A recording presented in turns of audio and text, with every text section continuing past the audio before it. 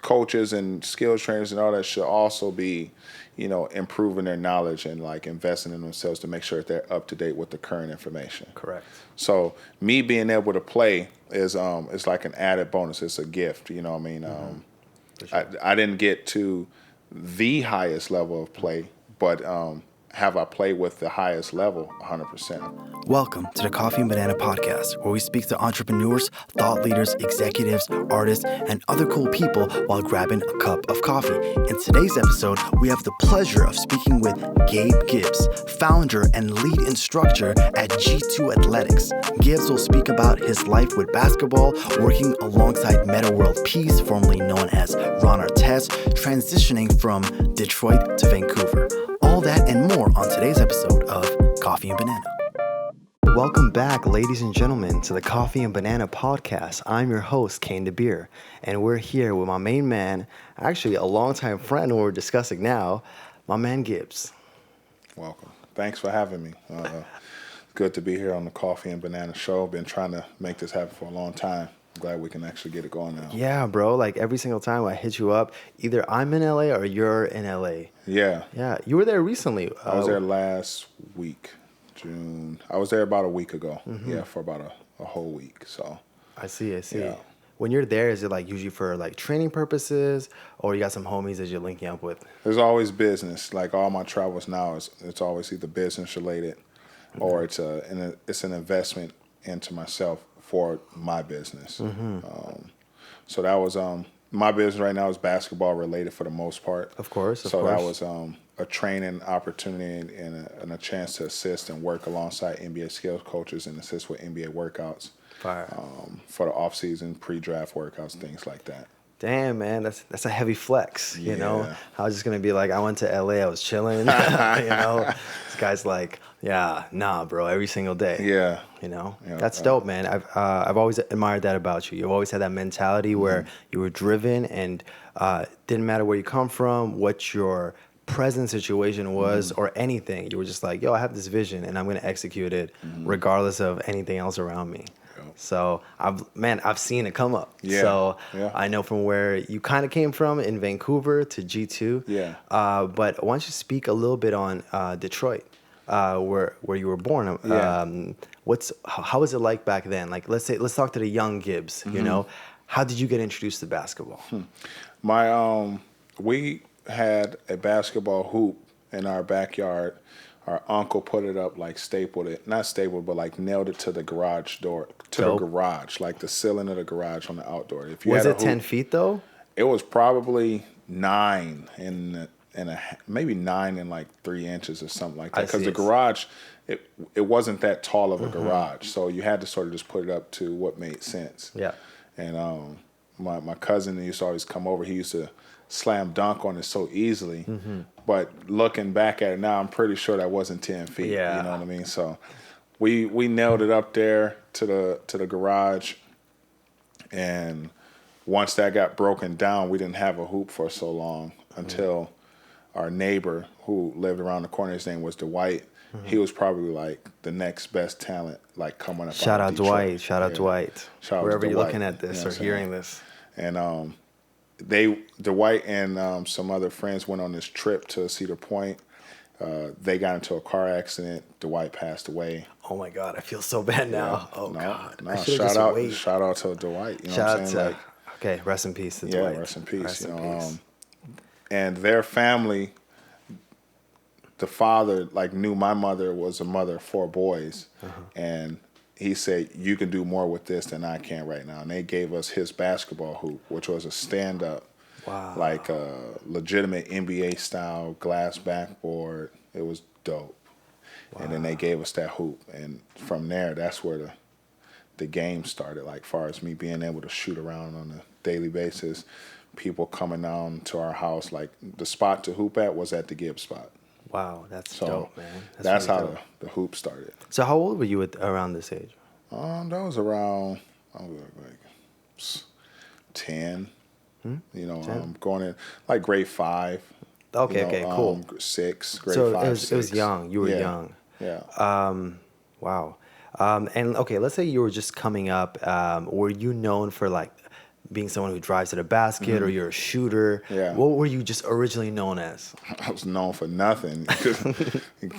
Give him the ball. He's not a threat. I was known not to be a threat. You know, I wasn't no threat. I was short and shy. You know what I mean? So I never really played to my fullest potential when I did play, unless I was comfortable with the people around me. But playing against new competition and just like games and stuff like that wasn't necessarily like I wasn't comfortable. I see. I was pretty passive. Also had asthma. Oh, You know, I so see. sometimes I had to watch through the window and watch them play because I was on my nebulizer, you know, doing my breathing machine treatments and stuff like that. So, Wow. yeah, that takes an hour, right? So that maybe just made you just so much hungrier. You're like, I don't know. yo, what I it gotta did, get out of man. there. I was just like, you got the machine, it's making this noise like, you just like, you know, for a whole hour. You know what I'm saying? Wow. That was that. You just looking through the window with the breathing machine. So, Man, that's an image right there. So around this time, I'm assuming in Detroit, the poppin' ballers is Grant Hill. Is Grant Hill the dude at the time? you got Joe Dumars, Joe Dumars? Dennis Rodman. You know, because my mother used to Wait, sell. hold on a second. Okay, when did Grant Hill get drafted? 92? Beats me. I need to pull it all 92, up. 93, something like that. Yeah. Whatever year he got drafted, it was same year as J Kidd because I know they shared the MVP. Yeah, so or Grant Hill Rookie was of the probably Year. it was. I mean, I know the Pistons was popping. The Pistons was doing real good. Okay, they were popping.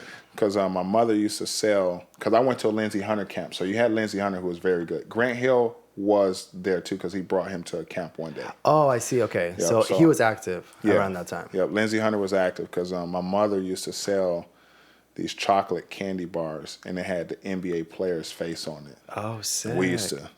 She had the box on the side of the couch. Mm-hmm. You know, she used to sell these things, but we used to sneak in the box and eat the candy. Nice. Eating my mama's profit. Looking back now, you're like, God damn it. Oh, Mom, I'm yeah, sorry. we used to be eating all the candy, man, but I remember the faces on the candy, Mm-hmm. and it was the NBA players, and so it was a lot of the Pistons players. I'm going to have to ask my mom about that. That was, like, what were you doing? She was selling candy. I don't know where she got it from, but it was, you know, my mom had to work to get it all, make ends meet. Of course. You know, that's dope. And if Pistons was popping, is Yeah. it around the Bad Boy Pistons or is that like after? Oh, yep, the a bad. little bit after. Okay. You know, because you still had Joe Dumars. Do you remember Isaiah Thomas? Was it Isaiah Thomas? Yeah, I remember him being on the candy bar. Okay. Like he was part of the candy bar. He Nice. probably was just like almost right before the Bad Boys era ended. You know what I mean? But He had Bill Lambier and stuff. Yeah. That guy doesn't look like an NBA player. He looks like he should be doing something else. But he did his thing, you Yeah, know? He played absolutely. his role. He Yeah, played his yeah. role really well. No, I was a huge Grant Hill fan coming up, you know, because like Mm-hmm. when I was a kid, I collected those basketball cards. Yeah. So for me, in order to know who was dope, I looked at statistics.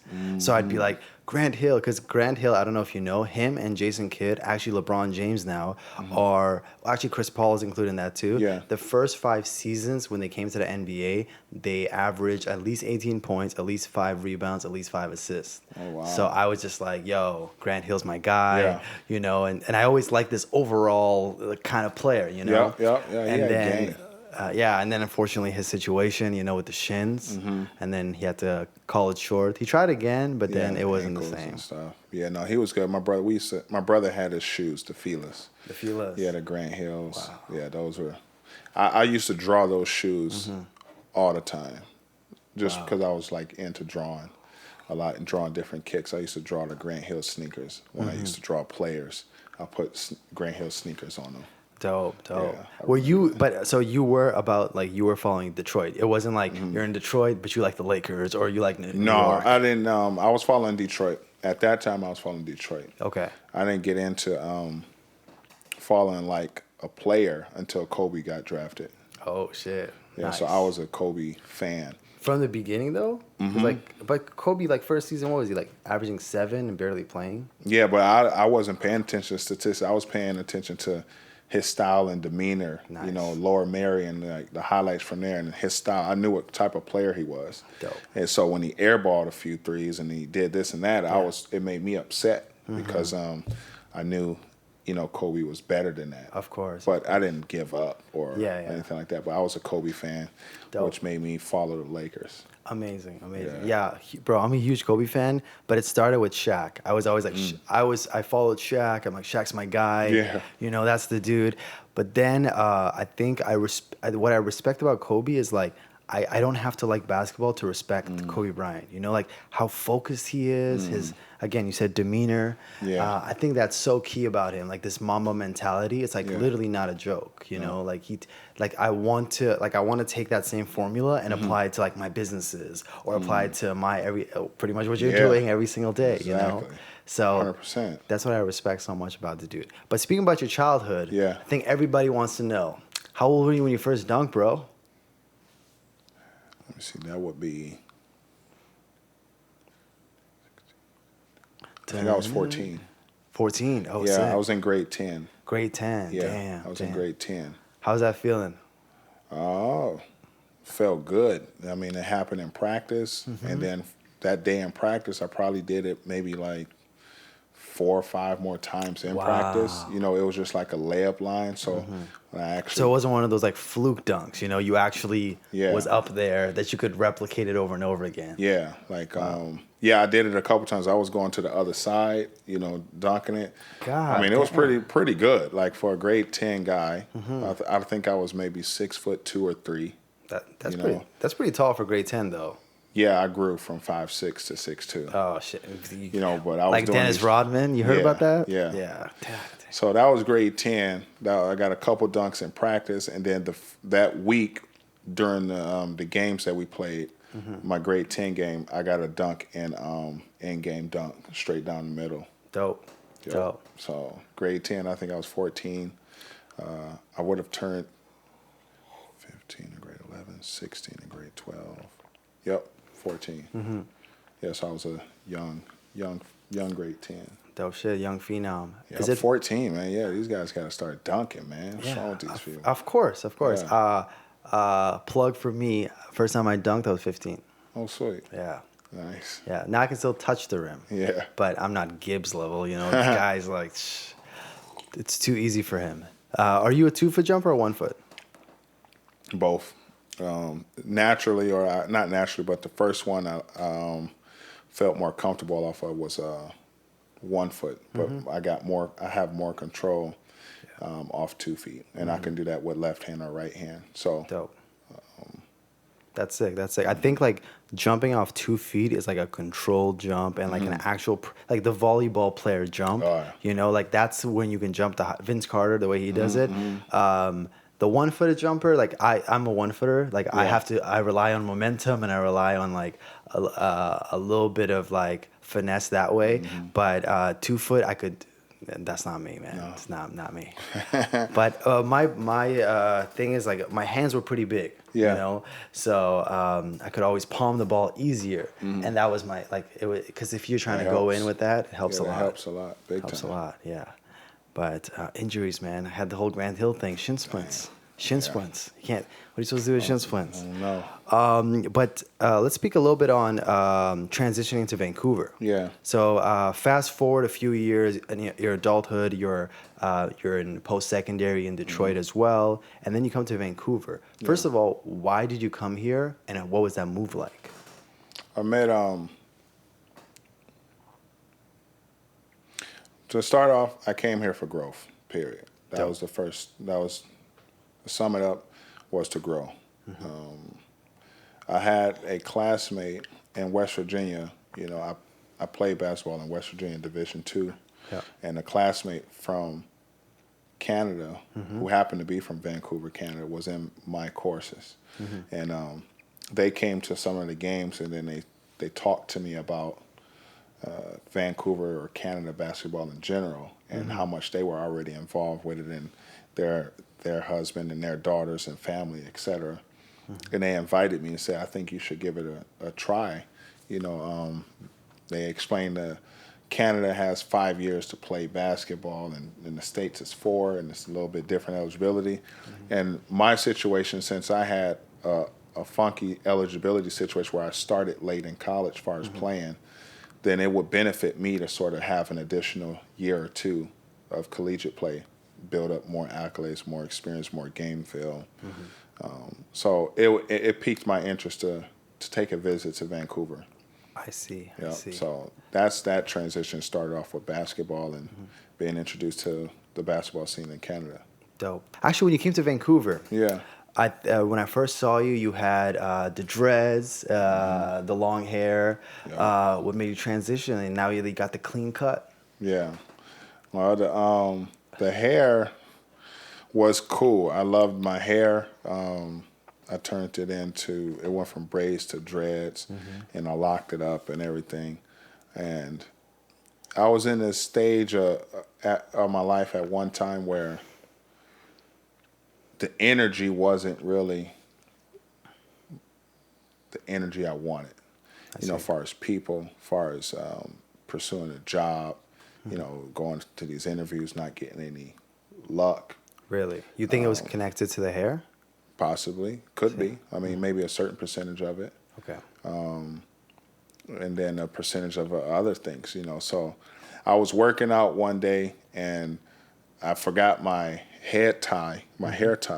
So my dreads was, like it was constantly in my face. I see. And then the sweat was, getting in my eyes and stuff. I was real irritated that day. Damn. And I was like, you know what? I'm done with this. I'm cutting this off. Because of that workout. I see. That's why I cut the hair that day. Really? Yeah, I'm done with this. I'm frustrated. So if it wasn't for that workout, I probably still have my hair. Dope, man. But at the same time, I felt cutting it would birth new energy. Hair will grow back anyway. Of course. You know what I mean? So I was like, let me cut this. I'm in need of something new and a new growth period and growing some new energy. I cut it. And since cutting it or after cutting it, things went on the up. Like it was a positive. I had a few more job interviews. I had a few more callbacks. I had some offers. The energy was different. And, did I get those jobs because I had a clean cut? I don't know. I was the same person, but I know whatever it was the goal was to bring in new energy, and that's what I did. Cut people out the circle, cut my hair. That was that. Dope, man. Yeah. Dope. I like the clean cut. I think that, but the dreads though, like when you step in the ball court, you see that guy with the dreads. There's a little intimidation factor, when that dude comes in. You're like, shit, okay, Gibbs is gunner before gunner. Yeah. No, it comes with a certain basketball swag, like, some points when you see someone with hair, I guess. Yeah. You can determine or look at a baller sometimes. At least I can. You'll know a baller from a non-baller. Okay. So what guy puts in more hours or what guy is more serious about it versus the other one who enjoys it just for various reasons.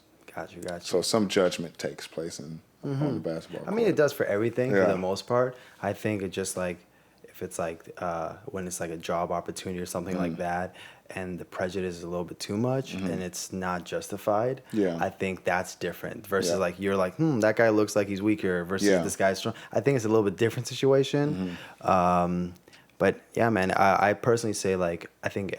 As we were speaking earlier about this, I think like racism or prejudice like is everywhere. You can't necessarily escape it. Yep. So you just have to kind of maneuver through it, Yeah, fortunately, that's sometimes you got to play the game. Of course. That way, but because they want to see you get cheese. They want to see you like react, get that emotion out of you. Some people do it because they may not want you to have what you're destined to have. Yeah. So if you can get a reaction that prevents that from happening, then it it's good for them, or maybe they like that. But I know I wasn't interested in cutting my hair for them or for that purpose or because it's dreads or because I wanted to cut my hair for me and for new energy. It wasn't because let me do this for this job person or this Caucasian male who's in front and in a position to give me a job. Let me cut it to make him at ease. I wasn't doing it for him or for them or for anybody. I was doing it more for myself. And I wasn't going to let, even though racism is alive, I wasn't going to let that be a deciding factor for why I wanted to cut my hair. Got you. So. Of course. When I first met you, you had the long hair during the Metta World Peace game at Centennial. I was like, because when I saw, I think I was just looking at the players. You were, I think, guarding Metta. Mm-mm. I think you weren't? No, I was on Metta's team. Oh, I see. Make sure of that. Yeah. Honestly, a lot of people are like gassing Metta, but I have the footage. I recorded the whole thing. You do? I recorded the whole thing. You got that? Yeah. That's so bad. Yeah. Whoa. The thing is, honestly, I need that. I'll give it to you, bro. I'll give it to you. So what happened is, my older brother is like, "Yo, come through. Ron Artest is here," and I'm like, "Why would he be in Vancouver? Right. Come on!" So he's like, "Yo, come through." I had actually a nicer camera, but then I'm like, "Let me take this pocket cam." It was like a quick one in my pocket, and I see him like, "Oh shit, there's an actual game going on." So I'm like, yo, I gotta go in. I took my camera and I started like filming the whole thing. Yeah. And like that was the footage that everybody kept sharing. So I had like 5,000 views. That's right. No Vice. No Vice. Oh my God. That's my right. Man. Oh man. Yo, I gotta give you a props on that. Okay. You know it. Yeah. Yeah. We coming up. Oh my God. Wow. Yeah. What was that 2012? 2011? That was 2012. 2012. Yeah, that was 2012. So I put it on the channel and like it was doing well, and I started talking to Robbie at the time. Because he was like running the thing. He was like, "Yo, come through to the next game and stuff." And for some reason, the second time Ron Artest came, it didn't really go through. But then I can't remember. We linked. I think I got your contact. Or I know what it was. I was filming everything on day 2, and I had like a nicer camera. You were like, "Yo, bro, send me some footage." Yeah. And I got like maybe your IG or your cell number. I don't even think I had Instagram. I did have Instagram back then, but I didn't know nothing. I think it was maybe phone number. It was probably my phone number. Yeah, and then we chopped it up. We linked up a couple times. I came to your birthday in New West, back when you used to live in Edmonds. Yeah. And wow, man, that was a good time. But yeah, it all started with that Ron Artest. Yeah, that was see, what was I doing? I was on Twitter, and I kept seeing Ron Artest pop up on there, and these gyms, and playing with little kids and high school kids, and it happened like several times. So this time it happened, I was like, man, why is this guy always going to these random gyms playing ball? And I was like, I'm gonna invite him out. I was with my buddy. Nikolai, we was playing Call of Duty, and I was like, I'm gonna invite him out, to the run tonight at Centennial. And sick! So you made that happen? Yeah, I made that happen. Oh shit! Yeah, so I tweeted him. I said, "Hey, open gym, run tonight, good competition, come through." And then put the phone down and Call of Duty. Then it was like ding, like a notification came. I was like, and I picked it up, and it was actually like a reply from Metta World Peace, and he said, "Good comp?" like question mark. Any good? Is it any good comp? Question mark. And I wrote back. I said, "Yeah, good competition. 6'7", 6'8" guys, former college, some ex pros, enough to give you a good run." And then he was like, "Okay, send me the address. Message me." And then that's when DMs, like in Twitter, you had to follow someone in order to send him a DM. So he followed me, which was cool. Dope. And then I messaged him the address. Cloud unlocked. Yeah. So he would message me like, okay, I'm about 50 minutes away. I'm 45 minutes away. I'm 30 minutes away. Every so often he would just send me a note, let me know how close he was. And then he said, "Do you got any shorts and shirt?" Like, because I'm coming from Whistler. So I brought some shirts and shorts, and then I think I even need to bring him a pair of shoes. Wow. Yeah, because he was coming straight from Whistler. He didn't have any hoop gear with him. So I got some shoes from SFU. They had some extra ones up there from one of the guys, and I gave him some gear and some socks, shoes. I brought his whole gear. Wow. And then the run was started. By the time we got there, the gym was crazy packed. I think the first for the first minute or so, people saw that it was he responded to me through Twitter, and then words like spread like wildfire, and people was coming to the gym. The people I'd never even seen at those runs were there. I mean, guys that used to be, nightclub dancers, were in a gym with hoop shorts, and I'm like, you don't even play basketball. What are you doing here? But it was crazy. It was packed. There was a whole bunch of people there. I waited for him to get there in order to make sure I brought him in, and then we played for about 2 straight hours. It was solid competition too, and I was on this team. We didn't lose the whole day, so it was a good running with him, and then. He was like, yo, this is good. How often do you do this? I want to do this again. Let me know. Message me. I wanted to set up another run and stuff like that. Yeah. And we did, and then I did another one, or I asked Robbie at the time hey, can we set up some workout for him again, and then maybe he can get in the gym before the run start. Yeah. And I said, but he was like, he didn't want that to be like it was the first time. Okay. So crowded. Yeah. So many people. And too many people talked, basically. Yeah. And people couldn't keep their mouth shut. So it took away the vibe of playing basketball. Yeah. And he didn't like that. And he left. So he left like after the first game or two. Yeah. So the thing is, I was there for the second game. Like I told you, I came with the updated gear, and I was ready to do the whole thing. At the time, I was working, like, I'm a college student, so I'm still working at the casino. And I tell the casino, like, yo, I need to pick my college classes, so I need to leave early. They didn't know, like, it's 8:45 at night. So I just finessed that situation. So then they're like, all right, fine, you can leave earlier. So I left earlier, and I got there thinking, by the way, Robbie told me the same thing. Like, he was like, and I don't know him that well, but he was just like, yo, make sure you don't tell anybody. It's private. There's going to be like 10 people at the gym tops. I show up, it's packed. I was like, God damn. Same thing with you. Like, I'm like, you guys don't even care for basketball. You guys are here. And again, like, he didn't say, like, the first time when I was there, like, they were like, it was a couple of games, but the second time it ended quick. The basketball went on, but when certain people can't keep an environment, organic for pros, now that I know and worked with them and been around them a lot more, those environments are something they see on a regular basis. So they're looking for something different than the norm, and one person tell this guy, and then that person tell his mama, and I mean literally everybody and his mama, is at the gym. It was like, let's get out of here.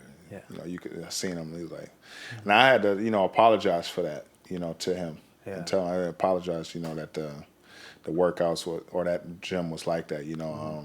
The next time you come in town, I'll be sure to make sure I set up a nice venue and a private venue so you can actually enjoy hoops without the crowd and stuff like that. He was like, I appreciate it. Dope. So. Whoa, everything started with a DM and then turned into so much more. Before Gibbs break down the full details of Metta World Peace and that relationship, let's take a quick break. I want to take this opportunity to remind everyone that we are on all platforms, YouTube, Spotify, wherever you get your podcast from. Please leave a comment where you can, and it will be incredible if you leave a positive review on iTunes and help spread the coffee and banana movement. This episode is sponsored by Dayton Boots. Dayton's legendary quality is the Dayton difference, which makes their boots everyone's favorite since 1946. One of the reasons they're in the exact same factory for nearly 70 years, and that's in Vancouver. Be sure to check out their website at www.daytonboots.com. So that's www.daytonboots.com. Full details on show notes of the podcast. It's time for Coffee Tunes, a song highlighted per episode that the Coffee and Banana team believes you should be listening to. Today's coffee tune is Rose Clique by Nipsey Hussle, R.I.P. The song is about a decade old. Gibbs is a huge fan of Nipsey, and we love everything that Nipsey stood for. So this episode is dedicated to him. if you didn't know, Nipsey was actually the cover of XXL in 2010. And one of our favorite songs around that time was Rose Clique, aka Rose Clico by Nipsey Hussle. Be sure to check that out. And now, back to our regular programming with Gibbs. You transitioned from that, maybe that was like the initial time you actually met for the first time, to working with him and working for him in a sense, and then training other NBA players. Yeah. Speak on that a little bit, man. I'm sure a lot of people would love to know, because people in Vancouver don't do stuff like this, you know? So it's like, and also like people don't talk about people like you, you know? Like instead of going to LA and New York and trying to find these guys, like, yo, this guy over here literally did all that. And he's the one running the boot camp, you know? While some other dude is like, I have a boot camp, but it's like, bro, what did you do, you know? But explain that a little bit. No, throughout that summer, Ron and I was, you know, he would message me on occasionally for like workouts and then like training, and then I would just work out with him as like a workout partner. And then is this like basketball workout or is it like the gym? Both. So the first time he asked me, he just said, "Hey, let's go to work out." I thought it was on court, and it was just we just went into Steve Nash Fitness and then did one of his core workouts and some other workouts, and I was just really a workout partner at that point. And I was like, why this guy, like, why does he want me to work out with him? You know, I didn't understand it at that point. But I just worked out with him. He was showing me some stuff. And then the next day, he was like, let's go to the gym. And then we went to the courts and stuff like that. And then he said, can you get us a gym? Can you invite a couple guys for some workouts? So throughout the whole off season of the summer, I was helping to organize the training and the workouts and being there for him when he was doing his workouts. And that helped keep him, kept his like physical fitness up to par so that he can still go into season, you know, ready. So throughout the season, he had asked me to come down, and then it transitioned into, hey, are you going to be available? What's your goals for this summer? And I told him I was looking for more work, you know, trying to grow, and I'm trying to work out a little bit more. And then he gave me an opportunity. He said, well, I need a sports assistant. You know, can you help me with it? And he said, it's a lot of workout, a little bit of paperwork. I was like, yeah, I can. I'll do that for you. Just let me know whenever you in Vancouver or when you come to Vancouver. And he was like, nah, I need you down in L.A. And I was like, oh. He said, yeah, L.A. I was like, okay, well, when? He said, well, as soon as you can get here, you know, you could come. Contact Lou Taylor, contact her. She's going to get your contract and stuff set up.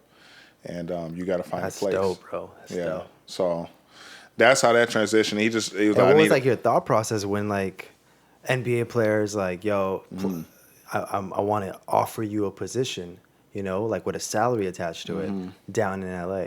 What was going through your mind? Like, I need to make sure this is real. Okay. You know, like you gotta get me this contract, you know, because I'm working somewhere at this point. Oh yeah. And I'm all about loyalty, you know. So I wasn't going to abandon like, you know, my current job for a situation I wasn't sure on, you know. So I said, if this is if you're serious, I said I need to know, because, you know, I'm not in the NBA, so me losing a job or quitting a job and not having something guaranteed is I'm in a different position. Of course. So he was like, okay. So I got on the contract and spoke to Lou Taylor, and they got the paperwork figured out, and then I looked into moving down to LA. I moved down there May 24, May 17. Yeah, I think it was May 17. I put in a 2-week notice, and at my job, and then I made a selfish decision to do what I wanted to do for myself. Dope. That's dope. And it was a good decision. Awesome. Because I think 30 days later, the position I was at was no longer. Oh, I see. Wow. Hey, man, if that's not God, I don't know what is. Got to be selfish sometimes. Now, yeah, if it's not God, it must be something. It is God. Yeah, exactly. But yeah, I did that. Again, like, situations like this, like, again, like, people could look at this and be like, yo, that's amazing, man, you got a good look. But it's, like, well-deserved, you know? Yeah. Like, let's say from the beginning you tweeted this guy and he plays ball against you and you can't play ball, to the level that he's thinking of, you're not going to hear a contact back. You know, you might get an unfollow right away. Right. You know, so when I hear situations like this, I'm always like proud of the people and excited for the people, but it's unfortunate where a lot of people just look at that situation and make it so specific and be like, oh, it's because of that happened and the stars aligned for you. It's like, bro, I've been preparing for this long.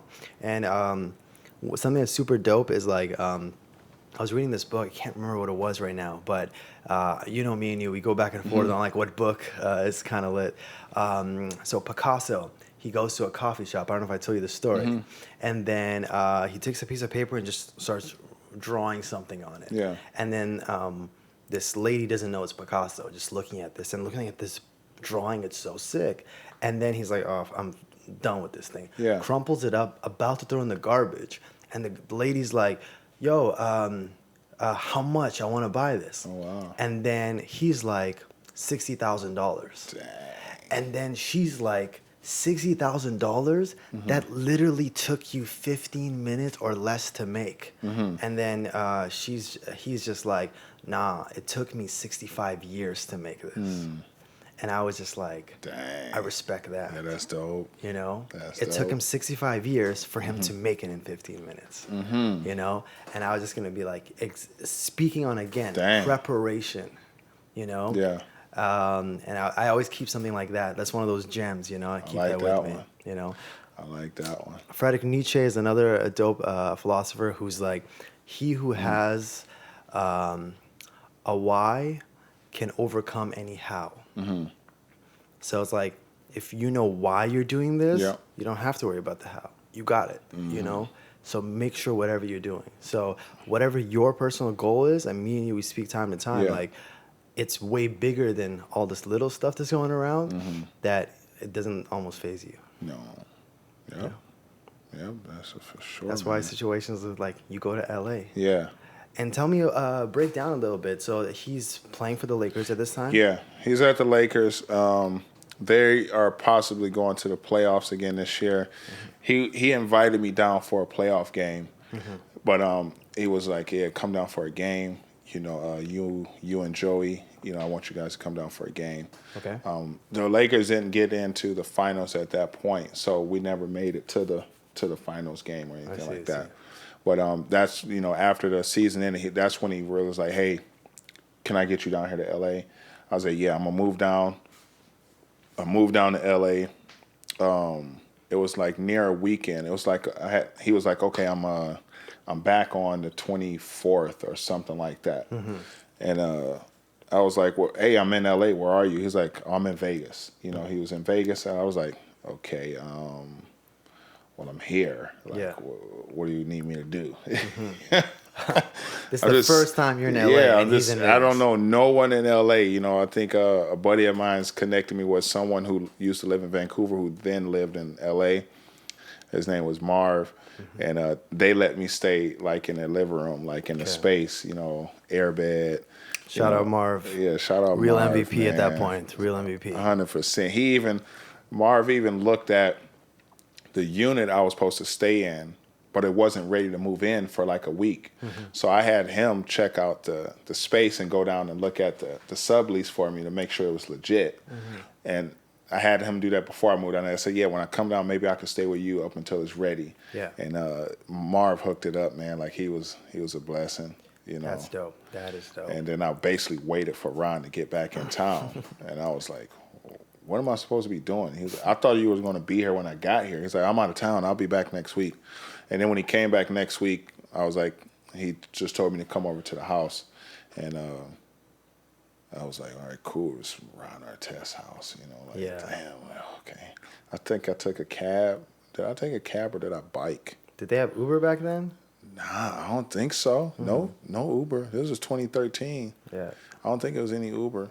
It was a cab. Yeah, it was cab. It was cab. All right. So I think I biked. I'm not sure if I biked or if I took a cab. But I know when he told me to come over, I was trying to hurry up and get there because I didn't want to disappoint. He was like, no, take your time. If you need to take a cab, just take a cab, and I'll pay for the cab and stuff like that after. So I took the cab, and then we got into the place, and it was a chef there that was cooking. He said, "You want a steak? You want anything?" I was like, sure, so cooking steak, like, yeah, we're gonna go work out in a little bit. So I was getting like the first like introduction of like how pros like what their lifestyle is sometime, and steak, personal chef. Okay, let's drive down to El Segundo and go to the Lakers facility in the range. Wow. And then work out from like 1 a.m. to like 2:30, 3, something like that. 1 a.m.? Yeah, because I got there around 12. We left around 12, got there around like 1, 12:45, worked out a couple hours, came back. Wow. Yeah. It's just a different schedule, but Yeah. that's the Lakers situation. And then Because I saw you with like Toronto Raptors players as well. I saw you Nate Robinson in the gym as well, like Corey Maggette. Like it seemed like every single time back then. Yeah, back then you were just like there was another player. Yes. So we would run into a lot of players that were at the gym that we primarily trained at for like physical fitness. In that gym, a lot of NBA players, a lot of pros, a lot of guys walk through there. So they walk through the same, woods, and most of these guys got the same gym memberships for their off season. On outside of that, the runs at either UCLA on Tuesdays and Thursdays. Tuesdays and Thursdays or some day, and then we had runs at the Clippers facility Monday through Thursday. So like I was running through and running into a lot of players, on a daily basis. Dope. Yeah, and getting an accelerated course, at the same time. How would you say like your business skills got improved throughout that process? Did you get to see a little bit of like how the NBA works on the business side? Or did you get to see the other opportunities available? Because I remember like talking to you around that time, because Key and Peele was popping. Yeah. You were you were in the show or something. I wasn't in the show. Ron was in the show, and I came with Ron because I was his assistant at the time. I was his sports assistant when doing business meetings. I would help assist, take notes, follow up with these people, and then help set the meetings and the next times that we would meet up. And then after we go to the gym. So he was in the Key and Peele series. They were doing like 10 episodes or something like that. And I was sitting in the back while they filming this improv, and then everything was improv. So I remember a couple of times I was just suggesting to Jordan. I was like, he should do this. He's like, hey Ron, how's the suit? He's like, the pants are a little too short. Who got Ron the wrong size of pants? Like, well, just keep stay behind the desk and everything like that. And I was like, maybe it'd be funny if he actually, since he's trying to boss this guy around, if he kick his foot up on the table, and you see the high rise. The fact that it's short.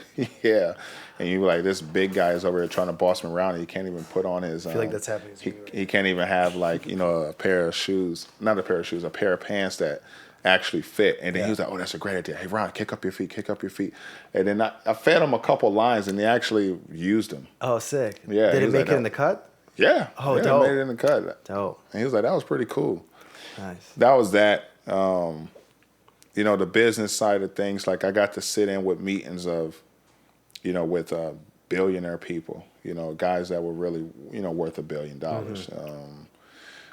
Real estate deals, negotiations, partnership deals, understanding equity, investing into water, stocks, real water at the time. And, so I got to definitely listen in on a lot of meetings that I probably would have never had the opportunity to. So I learned I was more like a fly on the wall in those meetings, but definitely taking notes, 100%. And then keeping relationships with people. So I learned a little bit about networking. I learned about maintaining relationships. Awesome. And I learned what equity meant, and how to really partner, with people or partner with companies. That was big. Of course. I think like that's one of the biggest things, like as you were talking about on the NBA side, especially when it comes to music or just anything that's out of the norm. Like we see it if you're an entrepreneur. People don't necessarily understand the amount of money that's out there, you know, the different ways to actually acquire them. Right. You know, they just think of it like, oh, you got to know this or that. It's like, sure, maybe a lot of things has to do with connections. Yeah. But once you get in a position of like power, whether it's through your craft or just you build a following, those opportunities are going to come. Yeah. And you better be ready to know how to leverage your following into something that can be, that can benefit you and your family, you know? Yeah. So having like a firsthand glance with like Metta World Peace, I'm sure it definitely opened your eyes and like introduced you to a different world. Definitely business wise. Ron is a good business guy. He's got his hands involved in a lot of different business ventures and investments, and he's always been from the time I met him and known him, he's been real keen on just being more than just like a basketball player. So like he has some business side to him, and you know, he's always doing different things with his money. So rather than just spending it, he's taking opportunities to look into real estate or an investment here with a beverage. Oh yes, you know, right now he's working with Buttercloth, which is a apparel company. It's like a nice button-up shirts. You know, good material. Athletes need to look casual and look professional, but also we need to be comfortable. So Buttercloth is a new company he's working with, I believe, right now.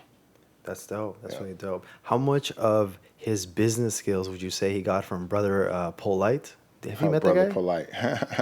he met Brother Polite after, but he was already involved with business before. Okay.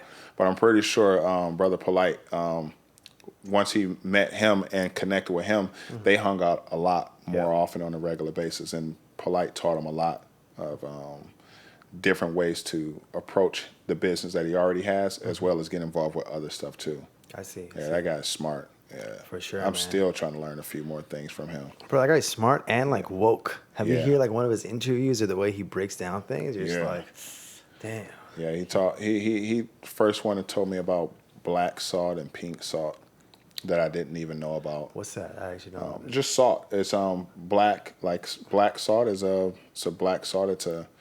I'm pretty sure the reason why it's black is because of the minerals involved in it. And then pink salt is like Himalayan pink salt. You know, it's a little bit red, a little bit more pink. But it was certain things he told me about, you know, like cayenne pepper and things that are red go towards certain parts of the body, you know, as far as health wise. Yes. And organic, you know, touching on organic foods and you know, He spoke about like eating bitter fruit is like better for your brain. You know, he was just like talking about all these things. And then, you know me, I'm like a science guy. So I'm like, let me fact check this stuff. Yo, bro, a lot of stuff he was saying, like, I was just like, yo, this is like actual case studies done on the stuff he's talking about, you know? I think like it just, he has his own like belief when it comes to like, of course, religion, other things that people might like be like whatever so about. But like, he does nothing but like preach positivity, you know? Like he's really about like trying to get people to come up. Yeah. You know, he's like, understand business, understand how to come up and finesse these white folks. Hey, make sure you just stay in position to be. By the way, we don't hate white people. White people, you good, you know? Yeah, I love people, man. Yeah, we love all people. I'm trying to take it back. Sometimes I don't like people. Yeah. I don't like humans. Humans are weird sometimes. Yeah, bro. Humans. We agree to that, right? Right, guys? We don't like humans sometimes. Humans are weird You sometimes. know, dogs are lit, right? Yeah. But bro, the reason I brought up the business side is because when I first met you, I would say you were definitely more of a basketball player. Yeah. You know, you were just definitely like of the better basketball players in the city for sure. But you were coming to your own when it came to like the business and what you were creating. And today with G2 athletics, it's everywhere. You know, if you're following basketball and people don't know your name, then they're not following basketball, you know? Yes. So it's like everywhere. And it's like, if it's just social media or just the way you branded yourself or the boot camps, like what's that spot on Kensington? There's like a Starbucks and there's a basketball court. 40s, yeah. 40s Sport and Health Center. I go there just sometimes like just work on my stuff in Starbucks, and like I'll see something that has to do with G2 athletics, you know. Man. So I'm just like, yo, mad props, you know, Gibbs out here. But tell me a little bit of what inspired that, and where you are at today. What inspired G2? G2. I know maybe it's a vague question, you know, like that goes in deep. So maybe you can speak on like when it started to where it's now. It started, the idea of G2 started in China. I was training Ron, and, you know, I was getting more into providing like his workout regimen for the day. I see. And then he, you know, gave me he was my mentor at the same time. Mm-hmm. So he gave me an advice one day. He was like, you got to start your own company. Mm-hmm. And I was like, for what? He was like, because then I can write checks, you know, to your company. You can build your company's net worth, and then other people can pay you too to that company. Mm-hmm. And I was like, oh. He's like, yeah, you want to start that so you can start growing, you know what I'm saying, have, you know, revenue and money in this side of thing. I was like, oh, okay. I was like, well, what would I call it? And then it's like, just call it G2, you know, like that. Words like that. Yeah, because at the time I used to always hashtag G2 on Instagram. But what did that mean for you? Nothing. It was just a hashtag. It was so that I can find videos that I was working on and Instagram, and every time I made so many, it would be hard to sort of figure where they are. Like the algorithm is different on Instagram now, but I knew back then if you tapped on a certain hashtag, it will pull up every video related to it. Correct. So I would always There's a ball player, guys, giving you marketing advice. Algorithm of Instagram. Yeah. Pay attention. Yeah. So as you were saying, you're putting the G2 hashtag. I put G2 hashtag, and Ron would see it, you know, from time to time. So I'm guessing that's why he mentioned it, you know, because it was subliminally out there already. Yes. You know, fast forward or like moving forward, G2 was a hashtag. He's like, call it this, and I was like, well, he's like, yeah, you got to get a website, and then I'll help you build it. And I was like, all right. He said, yeah, so go buy the domain. So I was like, all right, let me go buy the domain. Mm-hmm. And then G2 training was I think it was like $2,200. I was like, I don't got that much money right now to spend, you know. So I looked up G2 Athletics, and it was $299. I was like, yo, Clique. You know, so I was like, that's the one, because G2 Athletics gives me more of a approach to be, you know, broader than just basketball. It's a whole athletic, you know, umbrella. So G2athletics.com worked perfectly. Mm-hmm. So I started to, Ron is so busy, I knew he wasn't going to have any time to start building the website, even though he said he would. So I ended up building it myself. I used Wix. Shout out to Wix. You know, we need to get that sponsorship going. Let's work together and see if I can help some other aspiring trainers, you know, help them out with their website, start off with. Yeah, Wix, come on. Give him the promo code. Come on, just give it to him, you know. Send some sponsorship. You know, he could pose for you with the, you know, the ball, you know. So that's how G2 started. It was on Wix. And then, you know, to make sure I stay in touch with your question, how did it start, where did it start? It started in China. Okay. And then I started doing videos. And you were training people in China as well? Yeah. Because I saw like kind of like boot camps. Yeah, I did a couple. What I did was I worked with the junior CBA team. Okay. They had a CBA team and a junior CBA team. The junior team was like, you know, kids are either 16, 17, 18 and up a little bit. Dope. And they would be a part of, like, on the list or like on the watch for up and coming. Because in China, you're either going to go to school or like they try to get into professional sports like quickly. Mm-hmm.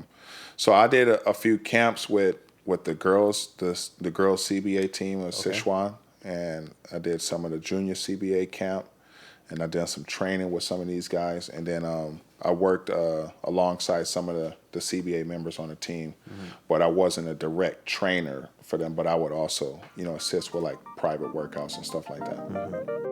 I think we need to speak to our outreach team and get Gibbs that Wix sponsorship. If not Wix, maybe WordPress, or better yet, ThemeForest. We got you, Gibbs. We'll just speak on your influence. Not many athletes locally, or at least can say they went to Asia to train another country's elites or their upcoming talent. Also, I keep thinking about Szechuan beef, and now I gotta get some lunch. So let's take another break. Once again, I would like to thank the team at Dayton Boots. They're handcrafted boots for the same factory for nearly 70 years. They got some dope stuff, and they sent us some cool stuff. So make sure you follow us at Instagram and TikTok at Coffee and Banana. That's ADD Coffee and Banana. We'll be giving out some promo codes, some t-shirts, and definitely some boots. Be sure to follow us and go check out their website at www.daytonboots.com. Thank you everyone for listening thus far. I hope you still got your coffee in your hand as you maneuver through the day. A final reminder to rate, comment, and share our podcast. Help us spread the word. And please visit our website at coffeeandbanana.com for additional information on each episode. And now back to our regular programming with Gibbs. Let's say the first time in Vancouver you had your boot camp. When was that? 2015. August. Gotcha. Yeah. Fast forward to today, how often do you have boot camps? All year round. Yeah, all year round. Dope. What age group? Like, do you have guys and girls as well? Yep, guys and girls. I've always provided like player development for athletes. So, I mean, you got girl athletes, you got boy athletes, male athletes. So girls and boys have always been a part of it. The programming, percentage-wise, is predominantly male. Where we recently been stepping in and expanding into more female interested athletes. We got one of the better basketball players. Yeah. In the whole country, right? Aces. Aislinn. Yeah. Yeah, she the top. Probably the best female coming out of Canada, like top recruited, probably the most highly recruited athlete in Canada, I would say. Amazing. Probably including boys. You know what I mean? Yep. Definitely female. Has potential for WNBA, you think? 100%. Wow. No doubt. Yeah, wow. 100%. That's dope. She'll go to the WNBA for sure. Oh, amazing. And you like trained her? I worked with her. Because her dad's really, like, he plays ball. He's really about it. Yep, dad plays ball. And by the way, the reason I know this is because I guess they lived close to my place back in Coquitlam back in the day, and we would play ball. And then sweet. And her dad would be like, "You're playing with the guys." Yeah. And we were just like, because you know how like if a girl's playing basketball, you kind of, but she plays like like she actually. No, she's good. Yeah. Let me see. When I was living here, I invited her to come work out with me and Ron a couple times. She was always trained, a lot by her father. He's had her on a training regimen, like, since she's probably picked up the ball at grade 7 or 8. Wow. And once I got into like training and like player development, we would also work out like in the mornings and stuff like that. So. She would need a workout partner. I would be able to help out with some things and then put her through a couple workouts. She was always self-driven, so she always worked out herself regardless if I did it or not. And then recently, I went down to North Carolina to help her through the off season as she prepared for like Team Canada tryouts and things like that. That's crazy. And that's crazy. She cracked that roster, and Dope. She's over. They had a game today versus Brazil. So shit! Shout out Brazil. Shout out Canada and Aislinn Koenig. Nice. She's. What position did you play? Point guard. Point guard. Yeah. Point PG. guard. Dope. So. So like as you were mentioning that in G2 Athletics, you guys. Have expanded more to ladies as well. That's really and the fact that probably of the better basketball players, including Aces, probably. Do you think it helps you as a brand to be like, yo, my proof of concept is literally the people I'm working with? It does help, like for It does help. It doesn't help. It validates. It validates. That's it helps a little word. bit too, but it validates that there's no fluke reason why certain people want to work with me, or I get the opportunities to work with certain people. Of course, that isn't fluke, or it isn't. I'm not false flagging. I'm not over here, pumping out, a lot of. What are the words I'm looking for? Some people not really truthful. Mm-hmm. I'm not out here being false, about these things. And the people that I do work with that help validate, some of the things that I've learned and the levels that I train at, if you were close enough to ask them or had a relationship with them to ask them legitimately, what is it like working with Gabe or stuff like that, they'll be able to give you, I'm pretty sure, a good answer and a positive answer. I don't have any doubts that it'd be negative at all. But most people that either spew hate or try to discredit or give negative things don't have a relationship with the people that I'm working with. I feel you. But it does help. It does give me validation, better positioning. It helps sharpen me as well to work with athletes who are at that level, and it just confirms that what I'm doing to help players get to the next level is I'm also working with players that are at the next level. Dope. Exactly. Exactly.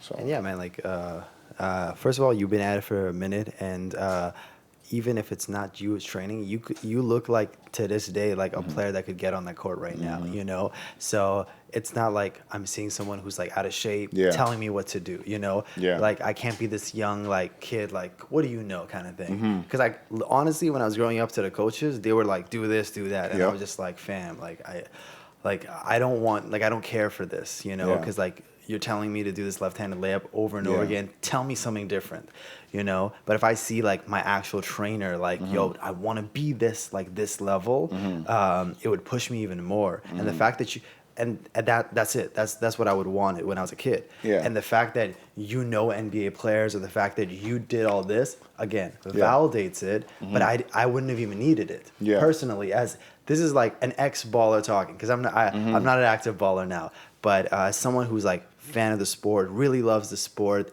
and driven by competition, I would have been like, yo, I need my trainer to be like the dude, the guy. And you still are that guy who's like, you're not like, yo, I'm gonna stick to the business side. You're like, nah, I gotta make sure that. Yeah, man. I'm actively involved in the sport that I'm teaching, 100%. Like, I put myself through training. I stay sharp, up to date with the training. It's important for me to be able to teach others. And if I'm going to teach others, then I also need to be able to learn, in order to teach. I don't feel that recycling the same information every year is healthy as the game grows more.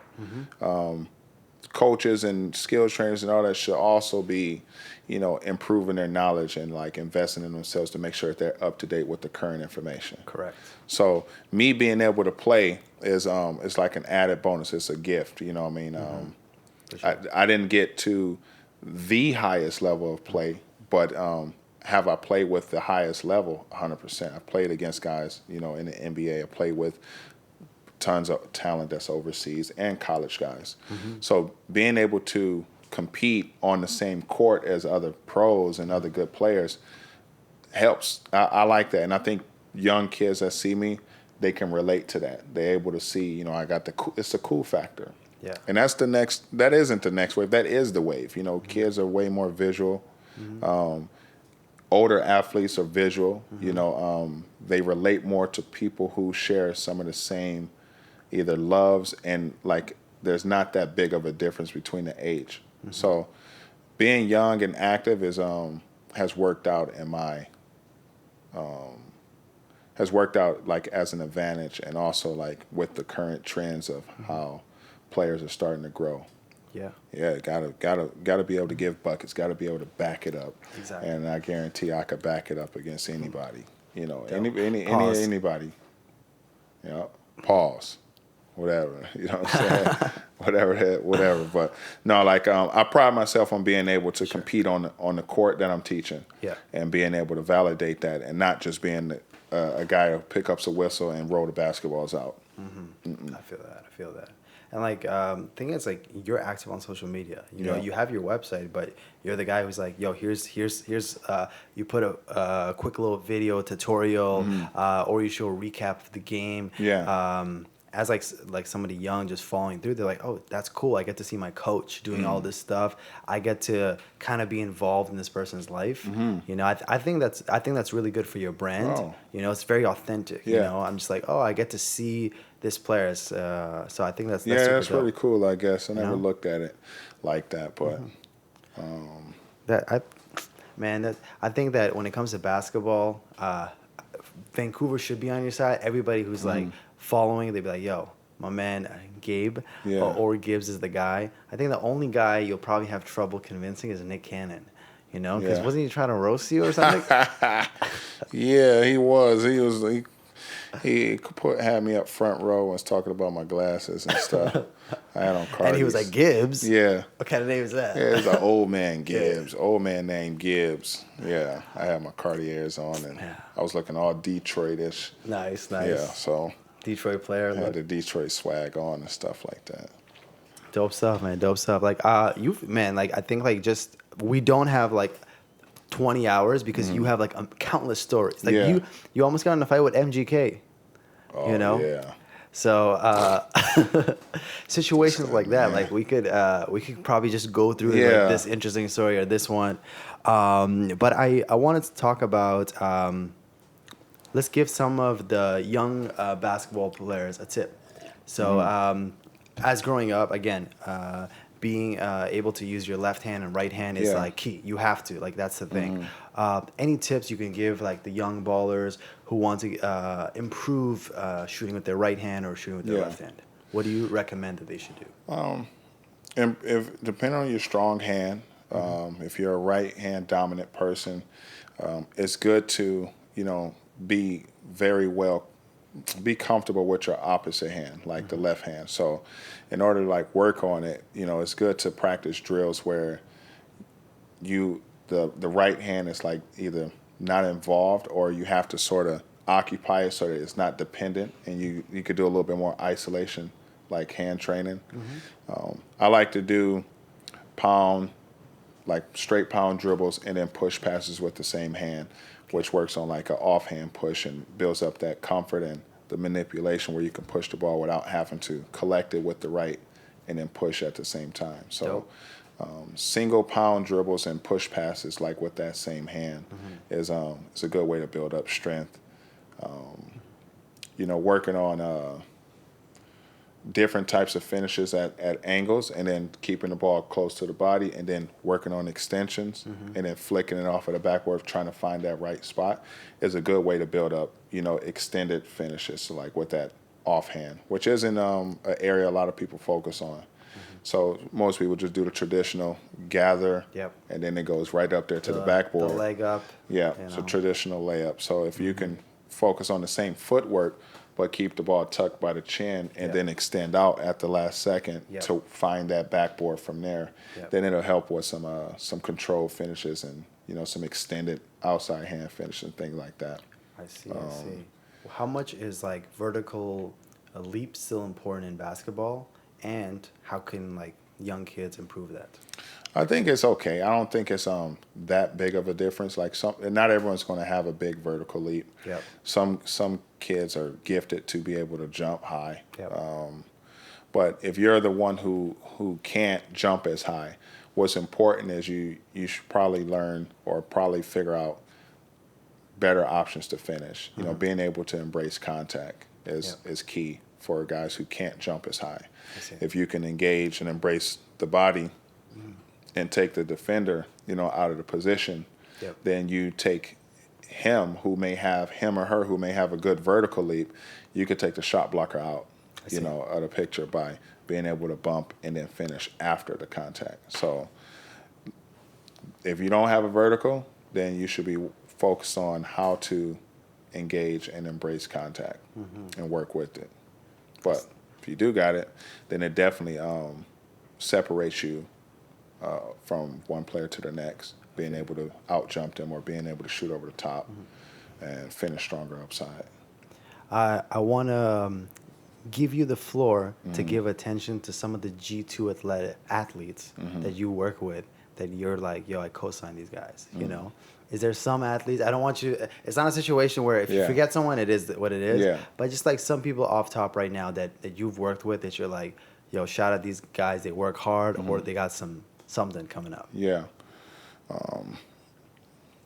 First off top, it comes Carter Armstrong, played at Collinwood. Was one of the first athletes I probably worked with full-time, privately, personally, all year round.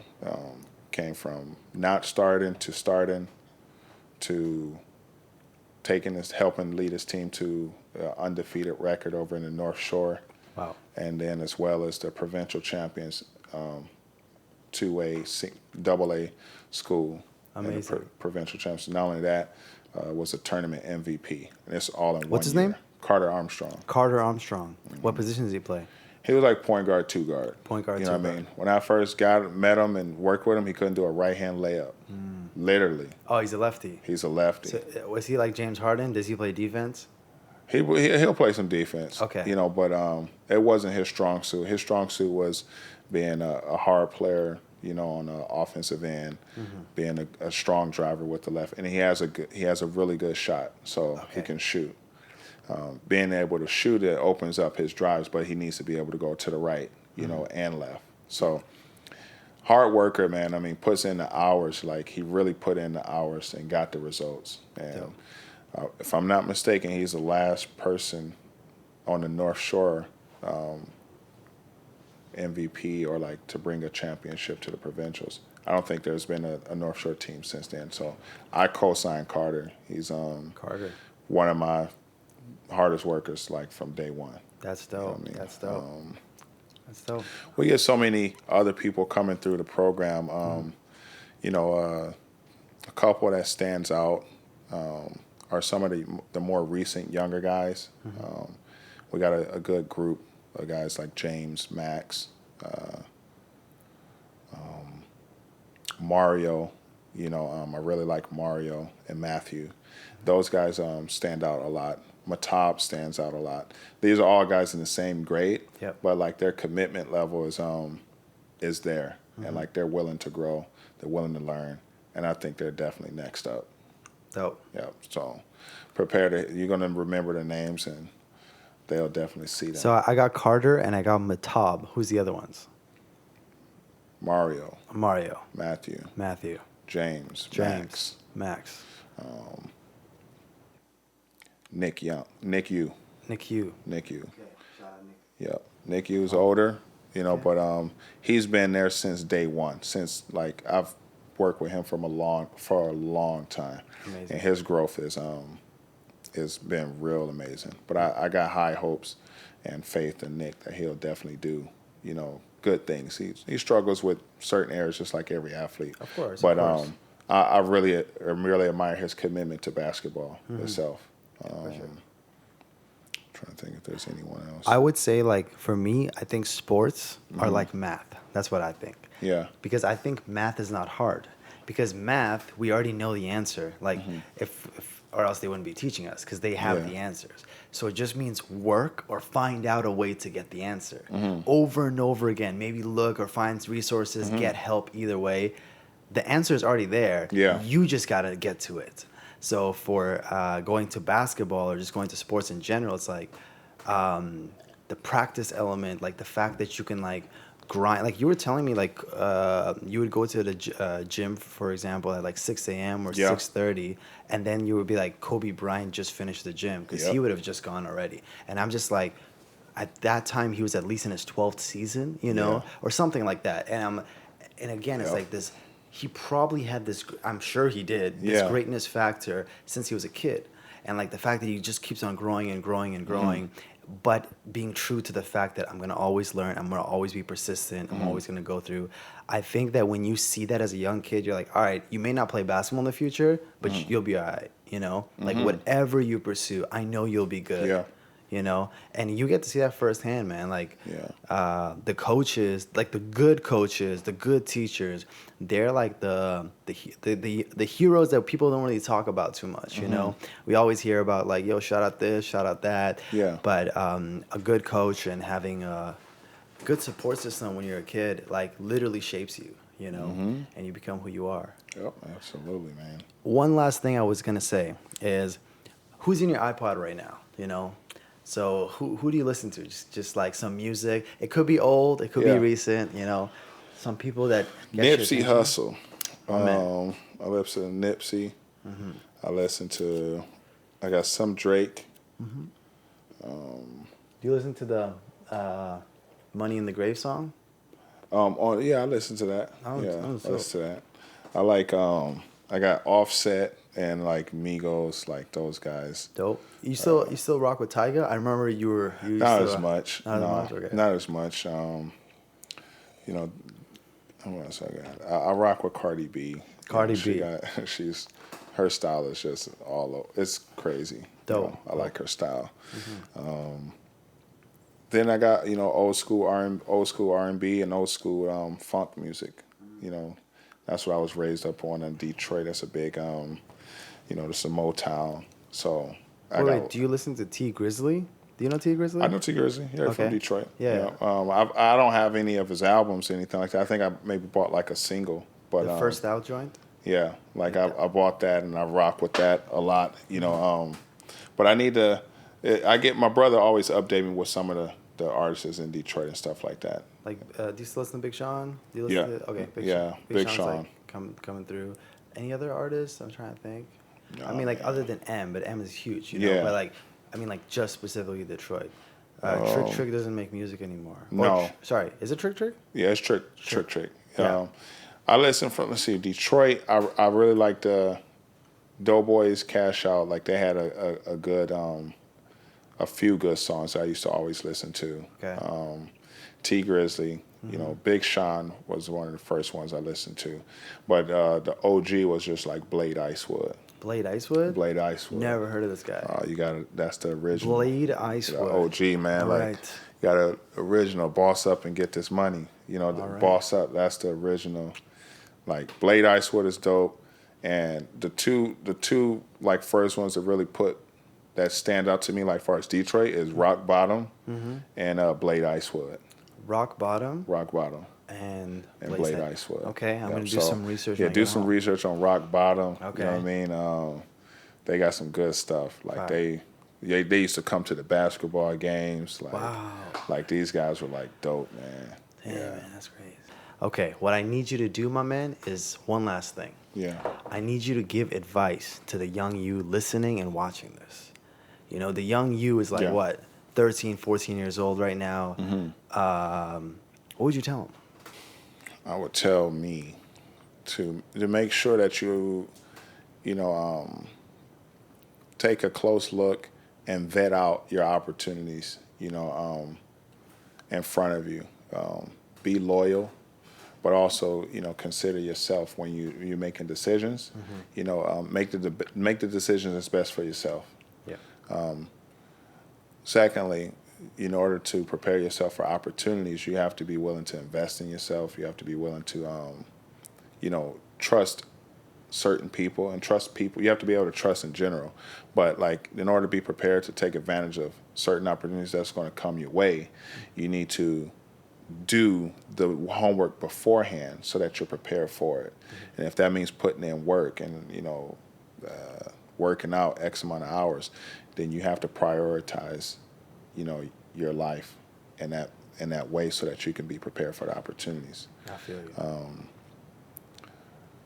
There's going to be, naysayers on the way. I'm talking to Gabe. It's going to be naysayers on the way. That's a big one. Go in. You're going to run across people that are going to support you, and then you're going to run across people who won't support you. But on your way to the top, you have to pass, haters. You have to pass people that are beneath you. In order to be on the top, someone has to be on the bottom. So, like, letting you know that you're going to go against that is giving you an expectation So I would prepare him and tell him, like, expect these things. These are bound to happen. They're small hiccups. They're not things that's going to prevent you. They're not inhibitors. Like, they won't inhibit you, but they are going to cause some questioning. You know, get it done yourself. You know, if you have some help, cool, but do not be dependent on another. Make sure you can actually put in your own time and make sure you sacrifice what you need to in order for you to get it done first. Thank you so much to Gibbs for coming on the show and speaking about his experiences as an NBA trainer for Metta World Peace, traveling to China, starting G2 Athletics, and the difficulties he had to overcome. Please check out the show notes of this podcast or wherever you're hearing this for Gibbs' social media information. And definitely check out his website, g2athletics.com. We hope this conversation inspired you to stay persistent and never give up. Any challenges you face or are facing is an opportunity. It's an opportunity to grow. Like Jordan Peterson famously said, you have to expect the dragon if you are searching for your pot of gold. Not verbatim, but close enough. Thank you to all the Coffee and Banana listeners for helping us wrap our first season. It took us a long time, there's a lot of difficulties. There's a pandemic going around, there's a lot of things that stop this, but we got you guys, I gotta give a huge shout out to the Coffee and Banana team. Production manager Cole Weststeyn and audio engineer, the man, the legend, gotta give it up to Ryan Lohr. And our wonderful sponsors for the whole season. Thank you so much for listening. Thank you so much. We appreciate you. Finally, visit our website, coffeeandbanana.com, for more information about the whole season. Each episode should be detailed.